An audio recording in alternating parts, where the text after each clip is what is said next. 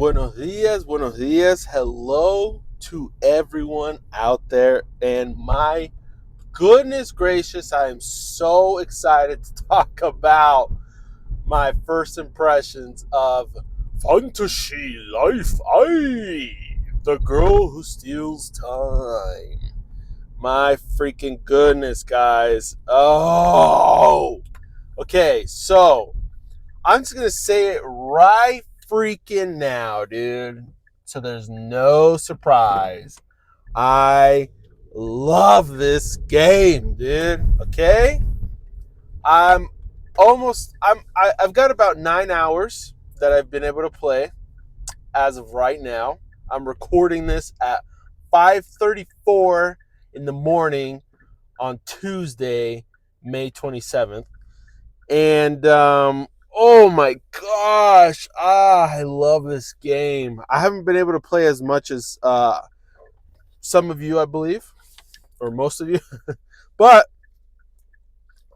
I've been able to play a bunch more than I thought I was going to play. And oh my gosh, I'm so in love with this game. So the good thing is too is that I originally was going to buy this game on the PS5 because when I streamed it on Nintendo Switch, as I knew was going to happen, we ran into a little bit of performance issues. Basically, the stream was a little choppy. Um, Plasma and Illness were able to witness this firsthand. And I wasn't really surprised, honestly. The reason why I wasn't that surprised and I knew something was going to happen is another reason why what I did was instead of streaming to Twitch and YouTube, I just streamed to YouTube. And still, we had performance issues. So again, I was I knew it was going to come. I didn't think it was going to be as bad, but still, it's whatever, you know. So I might eventually get the PS5 version so I can actually play like live with everyone as well, and we could do things, you know, do quests or and stuff like that. I'm still not 100% sure what you can and can't do online in multiplayer. Um, and so I know you can't do like story quests and stuff like that. So yeah, so I'm still kind of learning exactly what you can do. But either way, it sounds like the multiplayer mode would be a lot of fun no matter what. So I'm excited to explore that feature in the near future, hopefully. But yeah, but I freaking love this game, guys. Literally, the story is so good. The cutscenes and animations, which I was able to experience live, a lot of the cutscenes were so freaking entertaining. Very well done. Just super, like a very good cinematic. Like, I could totally see this being like a freaking movie, bro. Like, that type of cinematic sort of like, or like a TV show, you know, like it was really good. It was very entertaining. Um, you know, the story is pretty interesting. You know, it's not like, I wouldn't say it's like a common like story trope or anything like that. It's like pretty freaking interesting, you know? And the characters are just so flippin' charming and fun.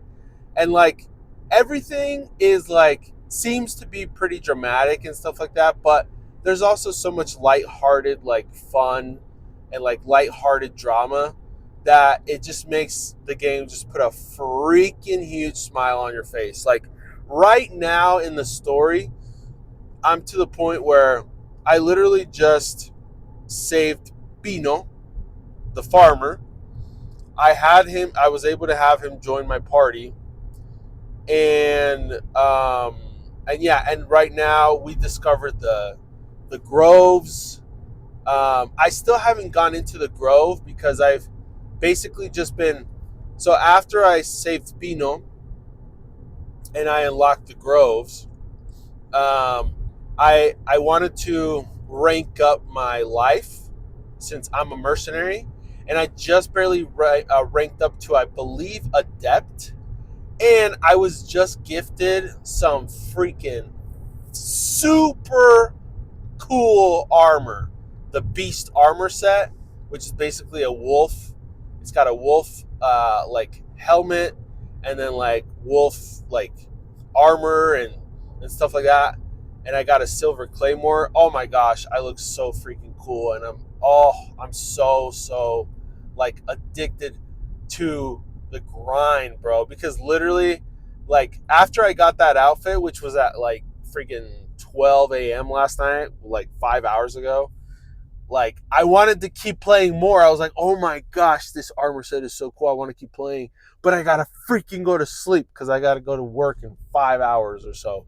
So yeah, I'm addicted, man. This game is so good, and some of the new features that I really enjoy are like the whole party member like aspect of this game has got a huge upgrade because now you can literally actually equip party members instead of like in the past where in the 3DS version where you had to like find every party like NPC or party member that could join your party in the world and then invite them to your party. It was kind of like renting them out sort of thing, instead of like actually forming a party with them. Um, and yeah, and now like you can literally like have them join your party, and that's the thing. And they live in your like island, and so they're like actual party members this time.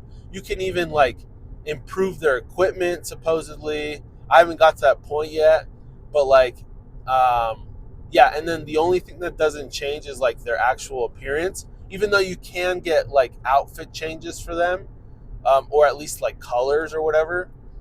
um but the thing that does change is like their equipment that you actually like equip them, like their tools or weapons.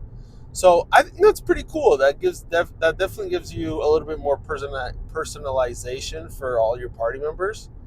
Um, but I love the aspect of like this. Literally, the party members, you have to find them out in the world somewhere. Some you find them through like progressing the story. Some you find them through just beating like enemies.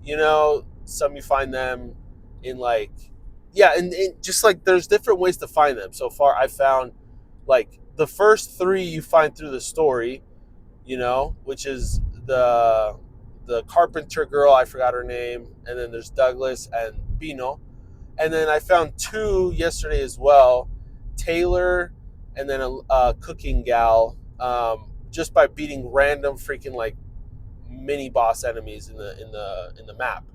So yeah, so far I have five like party members, and I'm just slowly like building my island, progressing through the story, progressing through my life, mercenary, and and I'm excited to switch up my lives and start like getting more lives available, so I can like switch between them and do more stuff while I'm out in the world, mining, wood cutting, not just beating the crap out of monsters, which has been a freaking amazing time.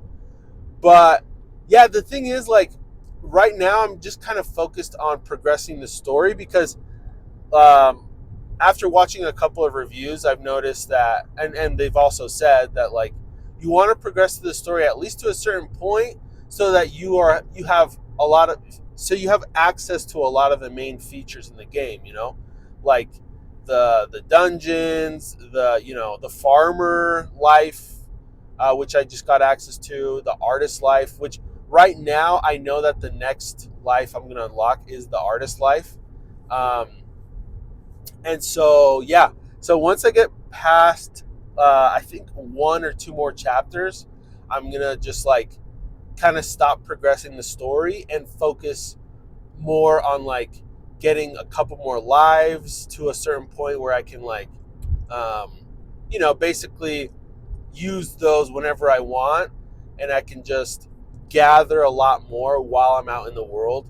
Um, So yeah, I might basically I might unlock the gathering lives first because I'm somebody that loves to freaking gather, bro. Like no matter how many times I go into the same section, and after I've picked every freaking flower and grass and freaking everything there is to grab, you know, I will redo it every single time. Like I do not care. I will freaking pick and gather everything I freaking see, dog. And yeah, and so it bugs me a little bit that I can't do that right now with trees and freaking, you know, ore and fish, but I will catch those mother effers. I will. I freaking will soon. So yeah, um, dude, I'm so loving this game. Like my first impression so far, especially coming from the first one, I can just already tell all of the improvements they've made. You know, I like that now you can have 3 party members instead of just 2. Um, and then like combat is way more fluid. Um, the only thing that has been a little interesting with combat that I've noticed is like if the monsters chase you outside of like their little zone, I have noticed that like when you hit them, like their life bar doesn't actually deplete, and they just kind of like it freaks out and goes back to they go back to like their normal like little area. I had that happen like 1 or 2 times. Um, but I mean, it's all good. It's not like it's something that that like makes the experience less for me for any reason. Like I just noticed that that was an interesting case, and yeah, and I'm assuming a game like this that's so big, and has so many different enemies and different spots and stuff like that, and how much they respawn. It's kind of difficult for them to like, and how much they move around. It's kind of difficult for them to like be 100%. Um, you know, like I don't know, like put there perfectly. I don't know how to explain it, but basically, yeah, I did notice that was kind of interesting, but yeah, I also really love like right now in the story, Edward and Carla. Like she's supposed to be like this super bad, evil sorceress girl, and she basically is like torturing Edward, but like not in the way we all think it is. Like, like first she had him after he got trapped and we had to save him. First she had him like read a bunch of books, but he ended up loving it. Then she had him freaking I forgot what other punishments she's having him do. But it's just freaking hilarious. I love it.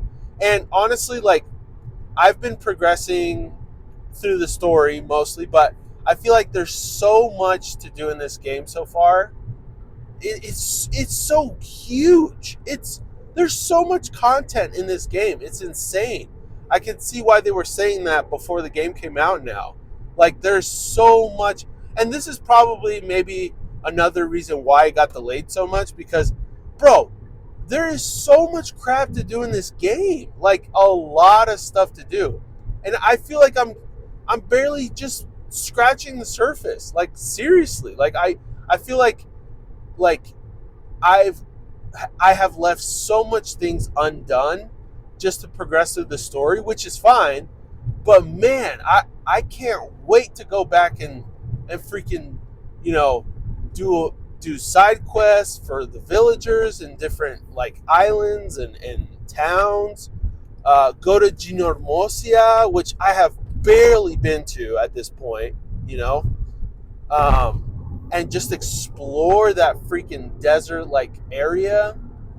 So far as it's a desert, I don't know if it's going to change into another terrain or not.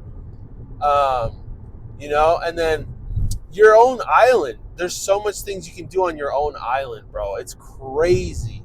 And so, yeah. And again, I haven't even touched the treasure groves. which I'm so excited to try out. Like, this game is enormous, ginormous even.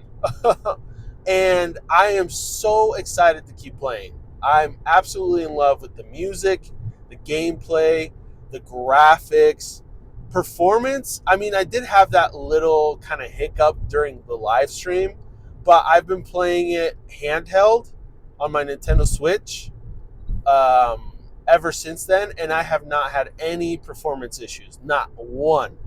And so it feels and looks really, really good, feels super smooth, and it's just an amazing experience, you know? And so I am absolutely excited to keep playing this game.